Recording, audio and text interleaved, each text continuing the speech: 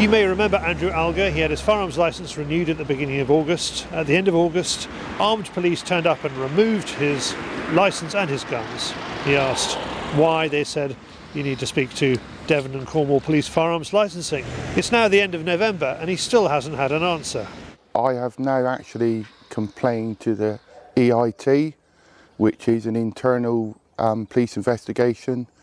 They come back to me within probably 2 weeks and said that they cannot interfere with anything of the process of the firearms department.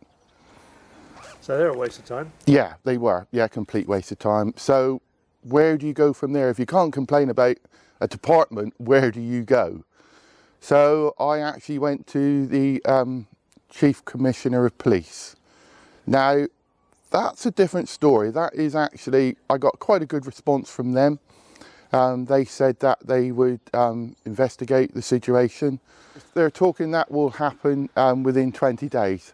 Hopefully, hopefully, her colleague is not on a 2-day a week, or else it's going to take such a long time. So what has happened with Andrew's case? Well, I'm at Devon and Cornwall Police Firearms Licensing at the headquarters in Exeter, and I'm afraid the best I can get out of them is an email saying they don't comment on specific cases.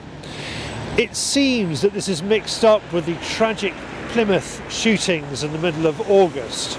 So there have been a couple of newspaper headlines about Devon and Cornwall Police Firearms' reaction to those shootings. The first said they were rescinding lots of gun certificates. The second said only 8. Well, what's the true picture? I asked Ian Hodge, who runs Ian Hodge Fieldsports at Weybridge in Cornwall.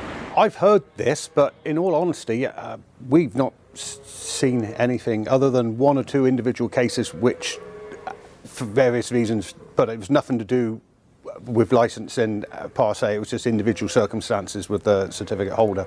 Generally, we find Devon and Cornwall very good to work with. We give them advice sometimes, and they will sometimes give us advice, and I only wish we could work more with them and they would perhaps give us a little bit more responsibility, because I'm sure that we could ease their workload. It's looking a lot like Andrew was just unlucky.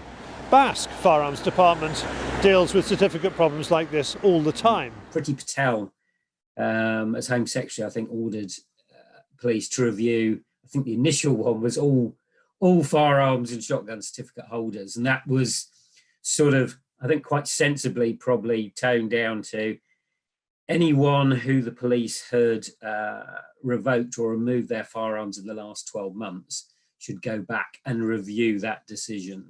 I mean, obviously, everyone in Devon and Cornwall isn't a member of BASC, but what I would say is, whilst we have seen an increase above what we would normally expect, we have not seen a dramatic increase in the number of sort of seizures or revocations.